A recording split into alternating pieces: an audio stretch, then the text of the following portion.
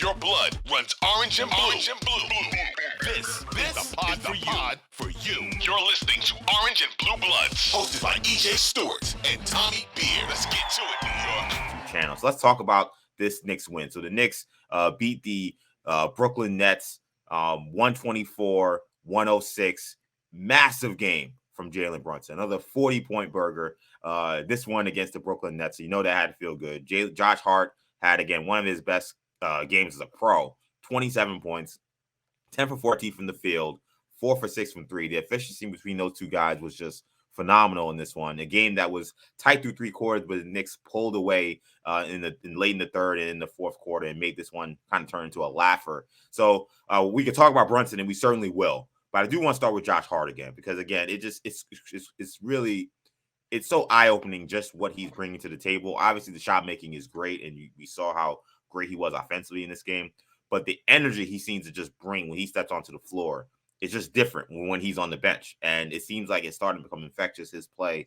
How and why has Josh Hart meshed so well with this team thus far? Because I think that this has gone as good as anybody could have expected for the first 2 games.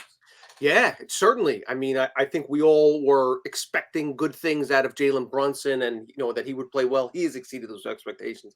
And in a similar fashion, it's obviously a very short sample size. It's only 2 games, but you could not have asked for anything more than and we were higher on Hart, I think, than most. Yeah. People concerned about his first round draft pick. Listen, Yeah. I think those concerns have been quelled. You can put those aside right now because the Knicks found themselves a rotation piece here that's an important player as they kind of progress going forward, and we'll see how it all shakes out.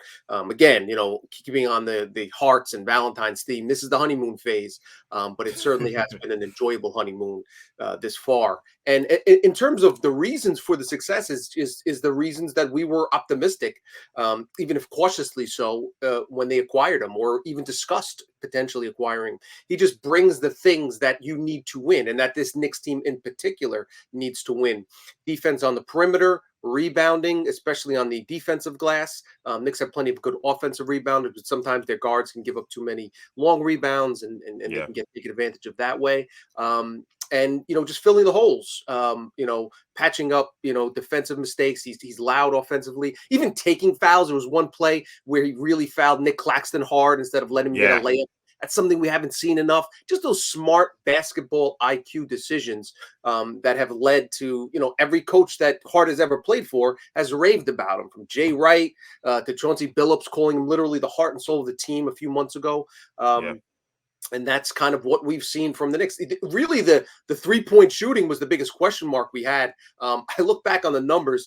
Over his last 15 games with Portland, he was 8 of 40 from downtown. Wow. He's 6 of 9 for the Knicks. So I don't know how excited or sustainable that aspect is, but he's been a solid, basically league average 3-point shooter. So you don't expect him to shoot 50% anywhere close from downtown. But if he can make 37%, 35%, something in that range, he certainly can keep defenses honest. At least he's not somebody unlike a Ben Simmons where you can forget about him on one half of the court.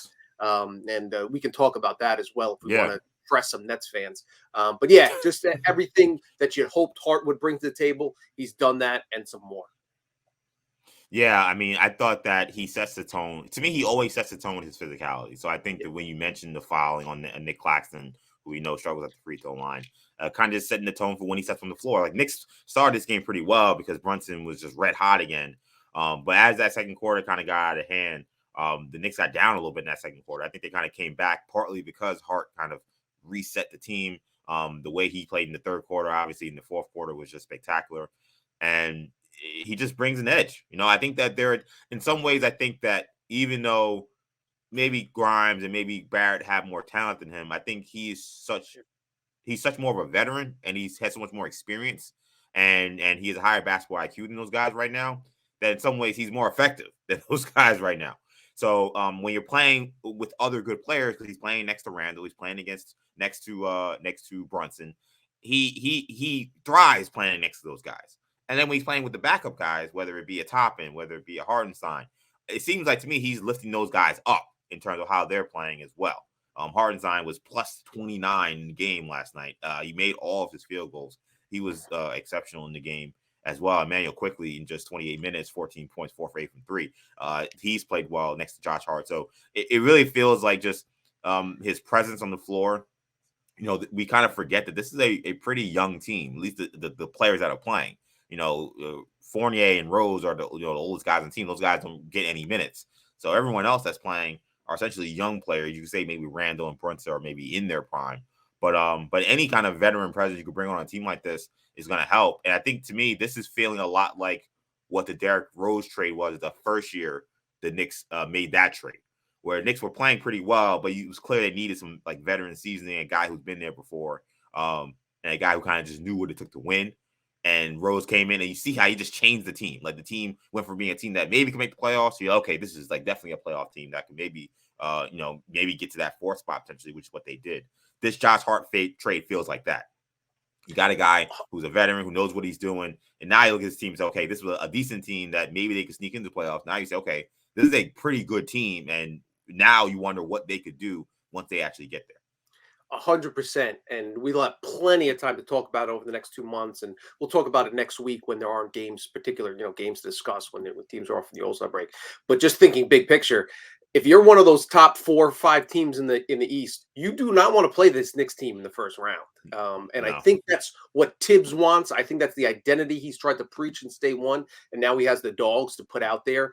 You do not want to. They'll definitely be the underdogs, and it'll be a fight to win a couple of games and let alone win the series. But again, they're going to compete, and they have a puncher's chance. As far as Hart goes, and you mentioned Hartenstein as well. Like, those guys complement each other's game terrifically, just pair so well. We saw Hartenstein hit Hart with the backdoor pass for a layup, threw one pass a little bit low, but expect to see that a lot more.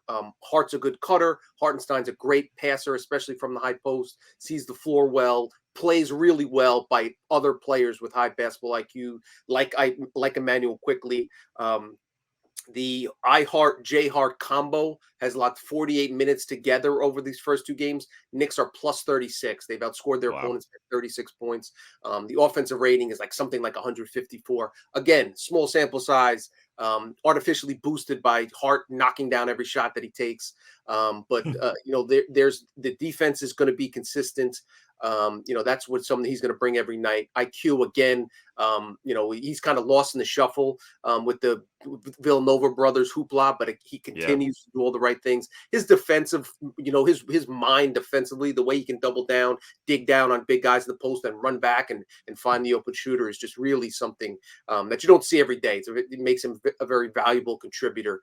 We know he's going to knock down threes, so he's going to contribute on both ends of the floor. So there's just a lot to like there. The Rose point is a very good one. Somebody had mentioned on Twitter, is this the best midseason acquisition since, and then you could definitely put Rose in that conversation. To your point, the reason why the Knicks are not just trending towards not just a play-in team, but a playoff team potentially, and a scary playoff team at that, is they've had the best midseason acquisition in outside of Rose in many a year, and the best free agent acquisition they've had potentially in the franchise's history. It's up there with the Allen Houstons and the Masons and the Starks and those guys, and Brunson. Again, small sample size, still has a ways to go.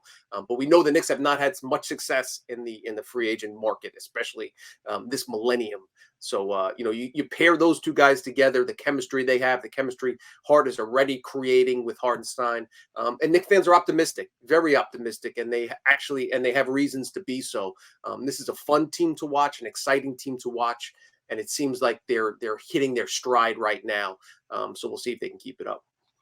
Yeah, and you mentioned the Brunson signing. I mean, I've been saying since December, I think one of our first episodes, I first brought topic, hey, is Brunson the best free agent signing since Allen Houston? I mean, now that's starting to become more and more like a reality. 40 points in this game. And he's starting to make this look easy. That's what's kind of scary. And I tweeted last night, I was like, look, we kind of forget Jalen Brunson is 26 years old. Again, because some of these guys have played in the league for a long time, we kind of think these guys are older than they are. I mean, he's entering his prime. He's not even really in his prime yet, per se. There's a chance that maybe another step to his game that he can reach.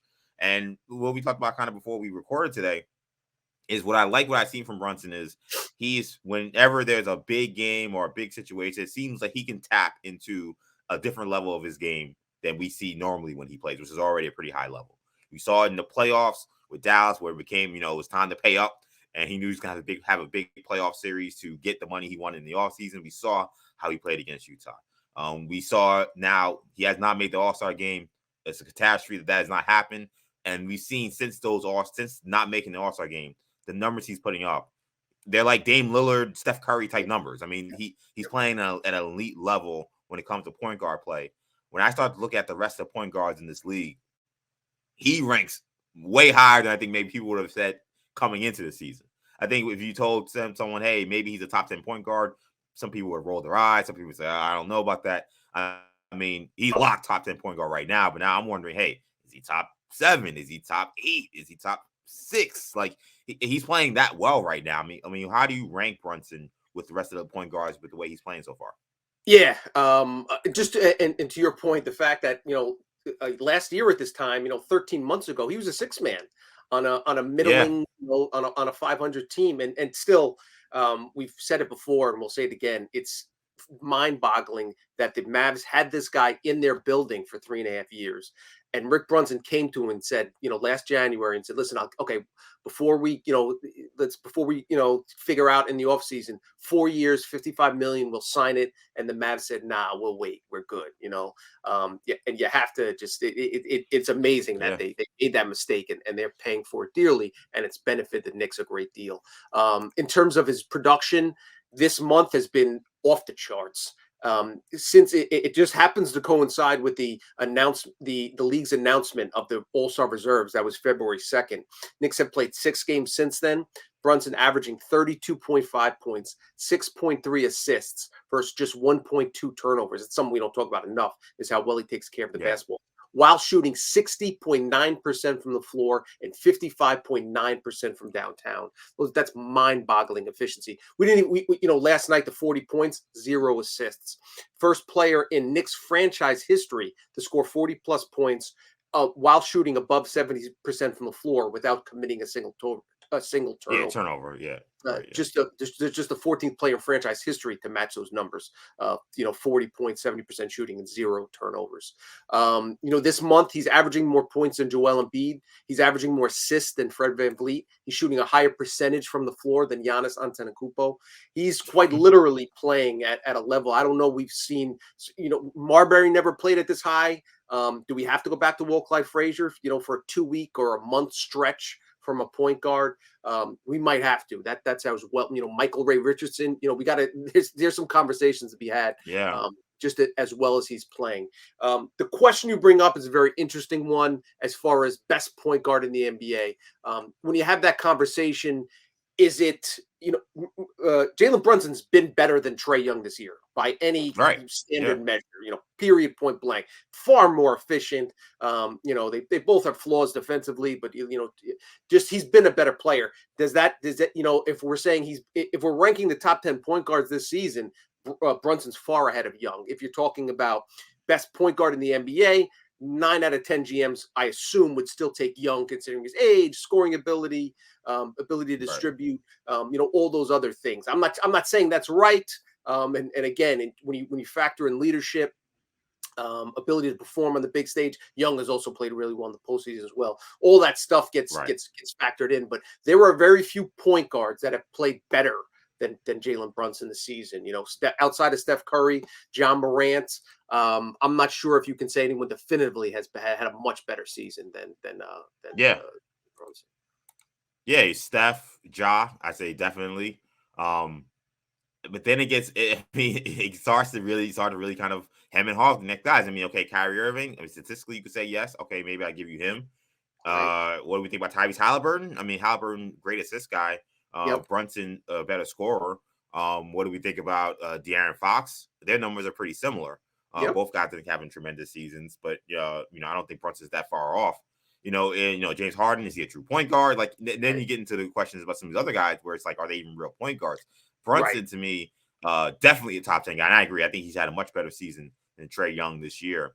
And to think about even just how the point guard landscape changed in the offseason, or even think about the last few seasons. Like Milwaukee had to give up 3 first-round picks to get Drew Holiday. Like the Hawks had to give up 3 first-round picks to get another point guard in Jonte Murray. Like the Knicks just signed this guy with cap space. And I and then they traded some guys that were filler contracts and second round picks that they had to clear the cap space. That's it. They didn't give up any massive assets for a guy that's averaging 30 something points a game for the last month of the season. Like, I mean, this is a absolute coup by the New York Knicks. The fact that this doesn't get talked about enough is crazy. And the contract they signed him to, my assumption was they would have like 125 million, which, it makes them a middling team. Again, I certainly didn't expect this from Brunson. But the fact that they got him for essentially 100 million, I think he's the 17th highest paid point guard or 16th in the league this season. When you add that value on top of the production, it really is stardom. Yeah, I mean, he's a star. I mean, that's all good. I mean, we talk about, when the Knicks are going to get a star player, and we know they need a real superstar. And I'm not saying Brunson's there, but I mean, they signed a star player this offseason.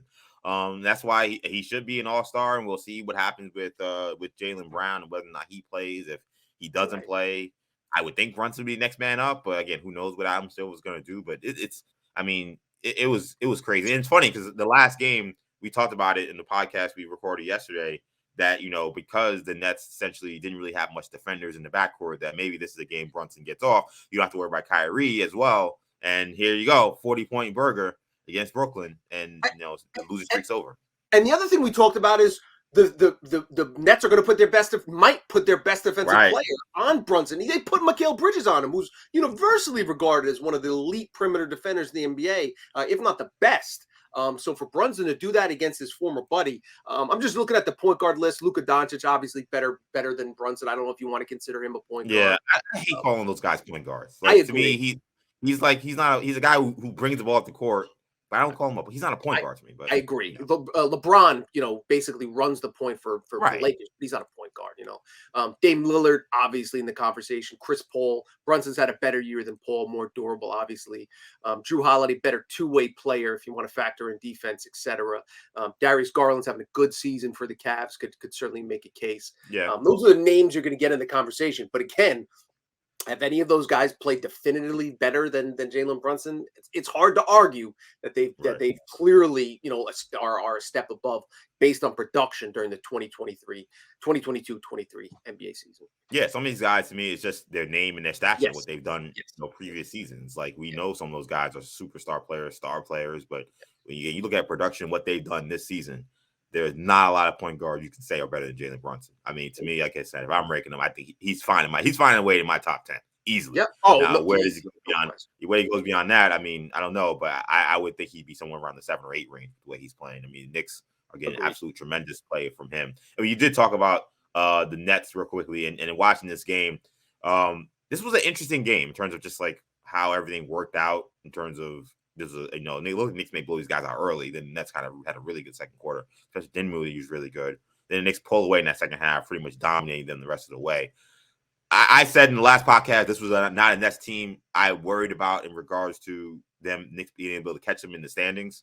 Like last night was just confirmation for me that this is a good Nets team, but that they're going to have problems. I feel like closing games when games get tighter in the second half, fourth quarter, when you need to get buckets, when you need to stop a certain star player who's just going off. You need to have somebody that can answer that.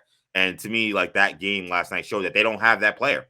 And they'll beat a handful of teams who were just by how they defend, how hard they play, how together they play. Because I think they played a pretty good game. But they're going to have trouble against really good teams. And I think that when you look at these standings now, only 3 get back in the loss column. The Nets are going to be a little bit of trouble to stay out of that play-in. Agreed. They're a scrappy bunch. They play the right way. They share the ball. They're good defensively. They knock down 3-pointers. At least they certainly did last night. It's kind of funny. And we talked about it on Monday. They're reminiscent of that 2018-19 Nets team that, before they got Kyrie, up and coming players. And, the funny thing now is the Nets have all these great ancillary pieces. Now they need a superstar like KD or, or Harden or somebody to kind of be that closer for them. So that's going to be the question for him. There are going to be nights where Dinwiddie plays as well as he did in the second quarter. In the fourth quarter, Mikal Bridges played poorly, especially on the offensive end last night. He'll play much better in games ahead, and they'll compete and they'll stay in games. But you're right. They're only, I believe, they're 2 games ahead in the standings now, ahead of the Knicks. I can double check that real quick. Yeah, 2 games. Yeah, 3 back in the loss column, but 2 games overall, I believe. Right. So, are they going to, assuming the Knicks play a couple games, they're 5 games over 500 through 55 games right now, or 54 games, whatever the case might be. Are the Nets going to be able to match that? Are they going to be able to play above 500? Assuming even the Knicks play 500 ball the rest of the way, it's going to be a challenge for them. I don't think they're going to lose 6 in a row. But stringing together that 18 and 2 20-game run that they had is not coming anytime soon. With KD and Kyrie no longer there. So I think there's a very realistic possibility, if not a probability, that the Knicks can make a significant run at the Nets. Last night mattered, obviously, to bring them within 2 games. And they play again, I believe, one of the first 4 or 5 games after the break is back in New York against Brooklyn. So that again will have increased significance as we start calendar watching. The other thing to note, Heat lost last night to Denver. And the Hawks gave up 144 points to the Hornets and lost. So now the Knicks are just a half game back of the Heat for that. The Heat are in the 6th seed, and they're 2.5 games ahead of the Hawks. Wednesday night, Knicks will travel to Atlanta for that final game before the All-Star break. If the Knicks could somehow, go into the All-Star break on a real positive momentum and beat Atlanta, they'd be 3.5 games ahead of the Hawks in that 7th and 8th spot. Going into the All-Star break, potentially tied for 6th, depending on how Miami does these next couple of days. So certainly reasons for Knicks fans to be optimistic.